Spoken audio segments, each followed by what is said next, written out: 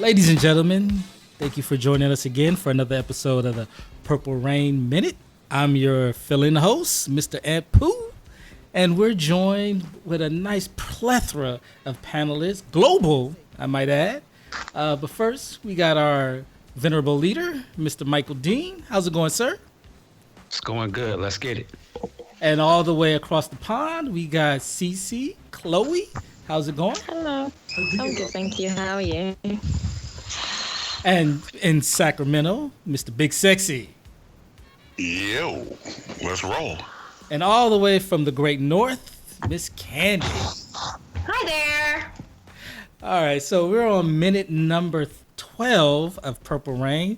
This show is where we take a look at Purple Rain minute by minute and give our analysis of what we saw.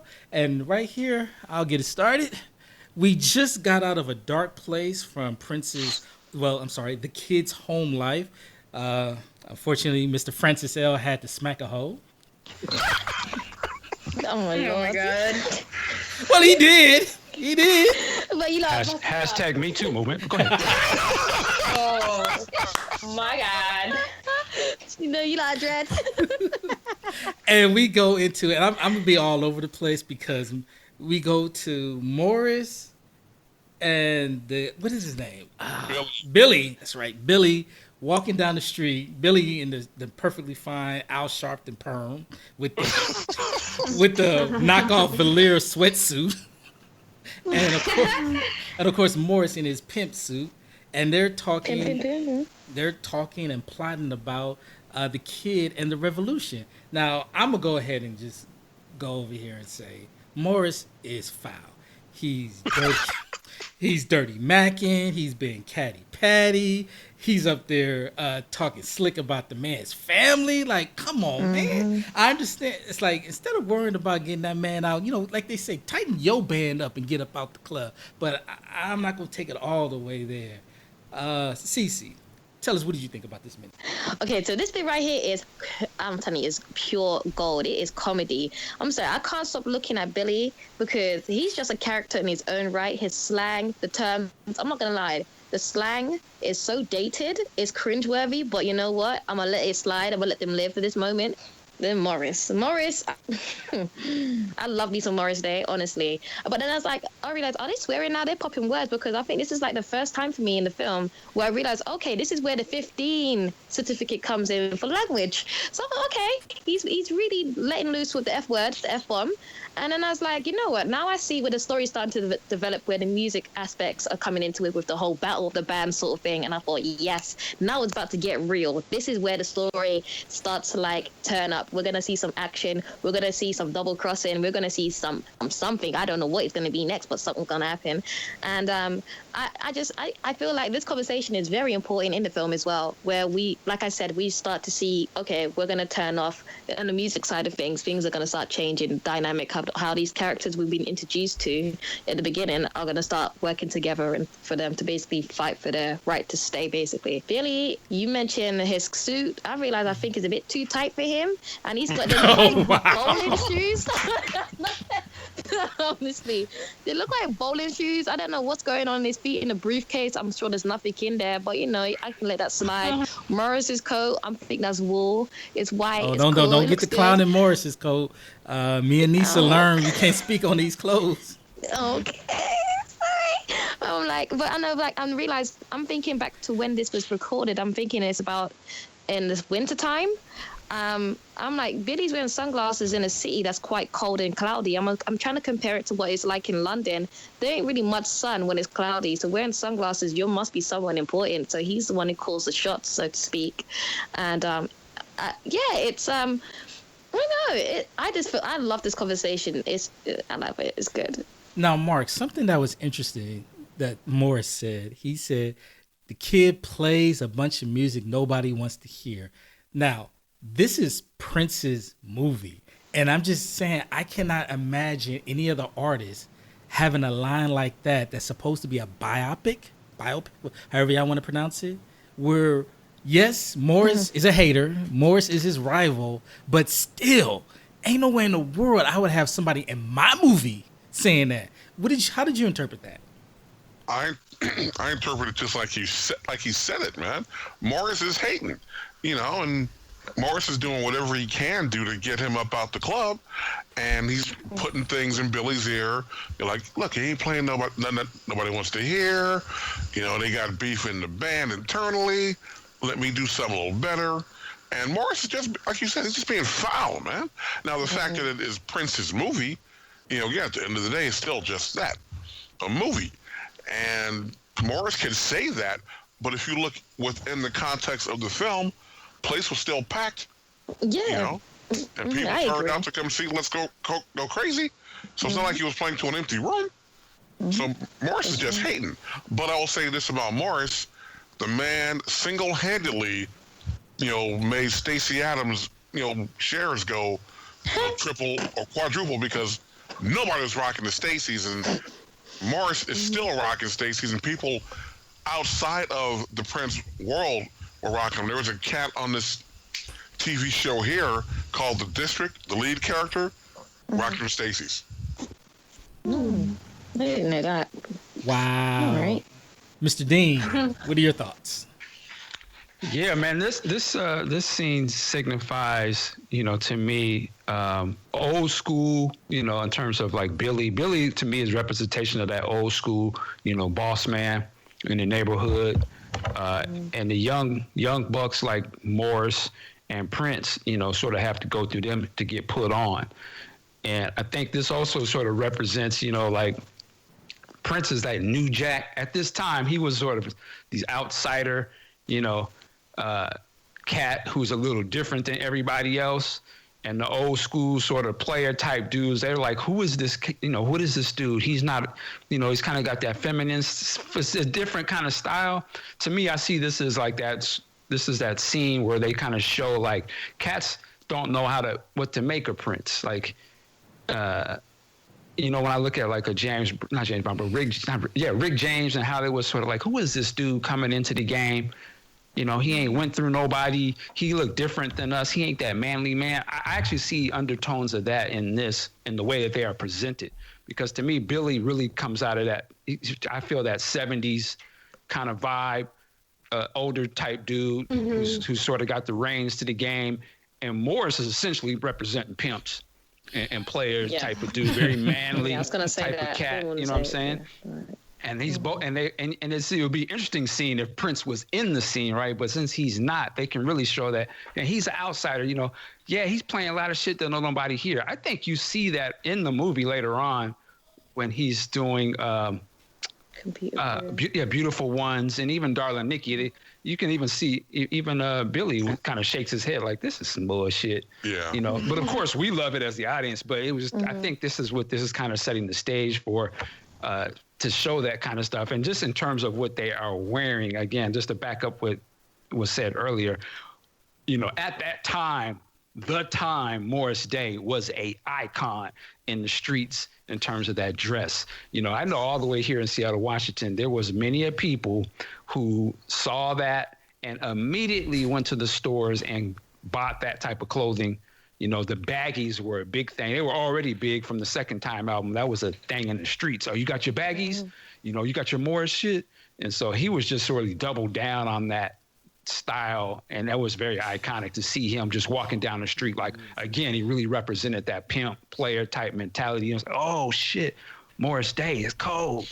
And he was, and I think that, we saw Morris, a lot of people saw Morris as the one we could fuck with. Like, oh, he's not funny style. You know what I'm saying? You want to be Morris. Morris is cool. He's the ladies' man versus where Prince, again, I'm just talking about back then. He was just seen as different. It's just like, yo, who's dressing like that? We wasn't running to the store to dress like Prince. We was running to the store to be like Morris. So I just thought this was a good scene where they got to capitalize and show that Morris was just as cool, but it was just a different type of thing. But of course, Prince comes and takes over. And then Billy, I don't care, man. I'm riding with Billy. Oh Lord! You can ride that bus by yourself, bro. Yeah, I'm riding with myself. Billy had a arm going. He didn't give a F, man. He was doing him. And I like, if you really look at it, when Billy was saying, I need something that'll work. Evan, he's pointing his finger on Morris. You catch the little part where Morris looked down like, nigga, don't touch me.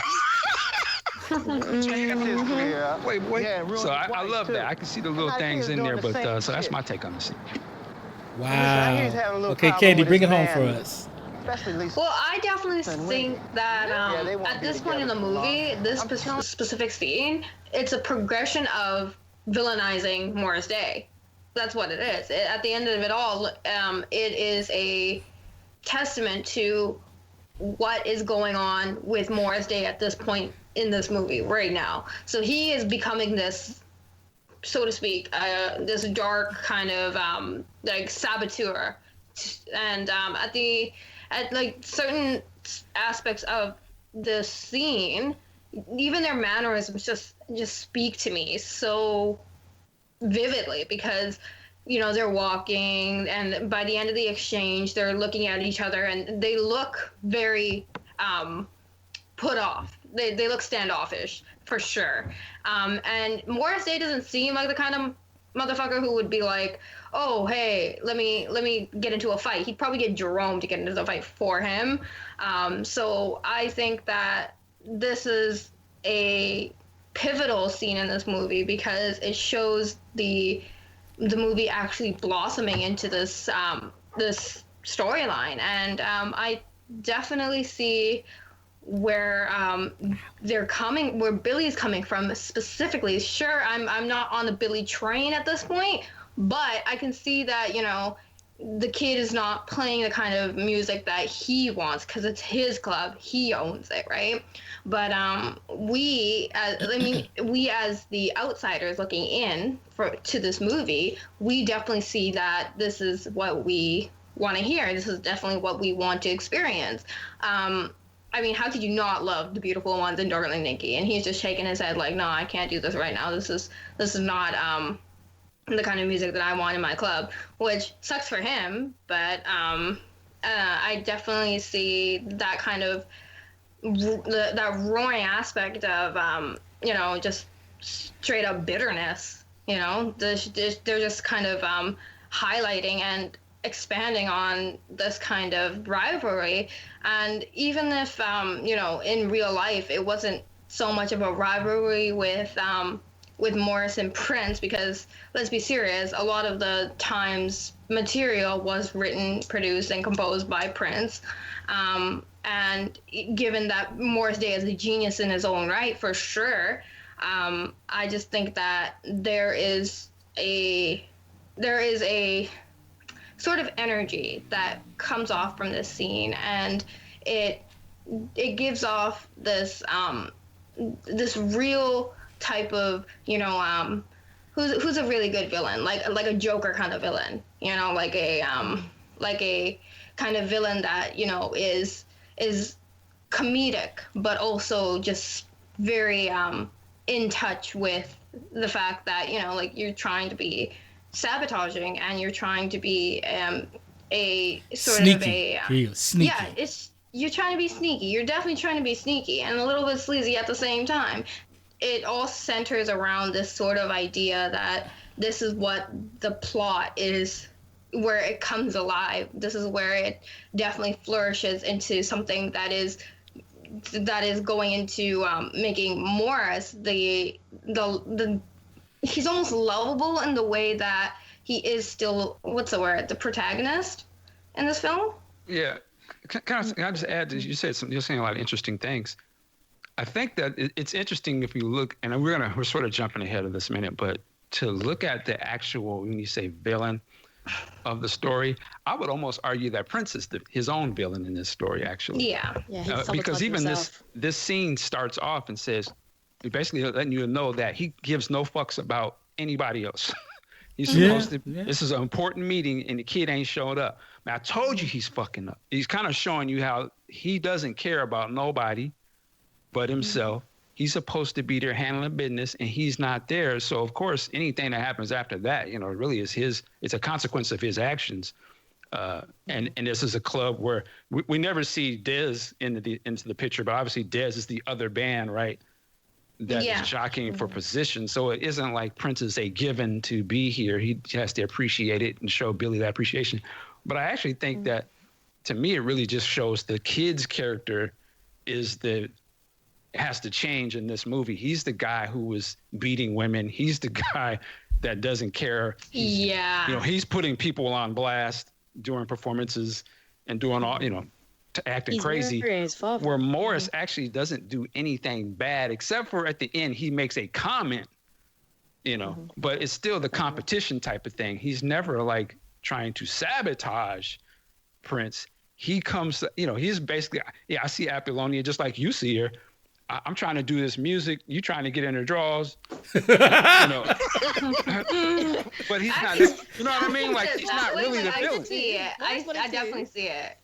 But again, we love Prince in the way this movie. We want to see him win. So, but I'm just. I think this movie actually has a lot of deeper things that I don't know. Ironically or coincidentally, almost seem to be more realistic in Prince as we get to know him in real life. Yeah, there's some of these things too.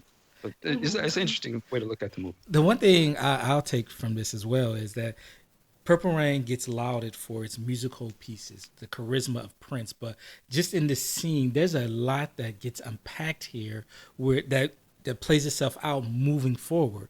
Like, as you said, we learned that, okay, Prince is fucking up. We learned what the conflict is. Morris wants to push the revolution out, as well as get an additional, he want to be on his Prince and have an additional associate act going on. And Billy, as we're seeing, hey, if it makes money, it's going to make sense. So I kind of like how they just set that up in 1 minute. So props to the writer. Any other takes? I wanted to follow up when Candy mentioned, sorry, Big Sexy, if you haven't got a chance to talk yet. But the whole thing that I've realized Morris is actually putting a bug in Billy's ear. Yes, Billy is recognizing that Prince is fucking up, or the kid is fucking up. He ain't doing what he's supposed to be doing like he used to. But it's not as bad as like, oh my God, you know what? I had enough. The next time he does it, I'm going to kick him out. He hasn't said that yet. But the fact that Morris has said, you know what? How about if I give you a girls band, blah, blah, blah, blah, blah. You know what? I can do better than him. Bun him, forget him. It's like, makes Billy think, you know what, Morris, you're right. I never thought of that. And I'm thinking, Morris, you slide right in. You saw the gaps and the holes in it. What's going on with Prince or the kid and the revolution. Yeah, the opportunities, he slid right through that. Yeah, Prince want to be in Apollonia's drawers, but so do you too. But you want to be sly and be technical with it, with the whole technique of putting her in a girl band. No, damn well that girl can't sing or dance, but go ahead. Well, no offense. But to be technical, that's Prince's MO. Let's get it. That's Prince's MO. I got a band for you, girl. I got a couple of songs you can sing on. Come on. But we see Prince give her music in this movie, and all we do see him give her is possibly some D and those hands. Right? That's facts. She jumped in the lake fast. Who told her to get? Well, no, but he beat her. I'm just saying he beat her. Well, he didn't. Okay, let me shut up. Let me stop. See? I'm not gonna try to justify that. You can't. That's how rape culture maintains. Like, wait, he didn't ask. Oh my God. Here we go. Okay, Charlamagne. That's why I said let me shut up.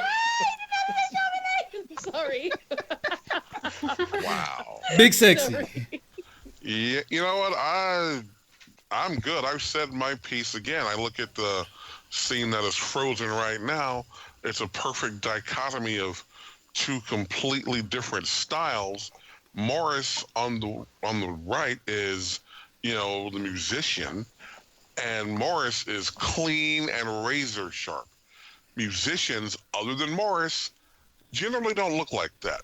Conversely, the club owner, the quote-unquote businessman, is standing there in a too small sweatsuit, some funky glasses, and a big old kitchen perm. Come on, man. How am I going to take that seriously in business? Hey, as long as you get your money. He's a boss. All you need to do is buy one piece of property. I can't rock the kitchen perm, man.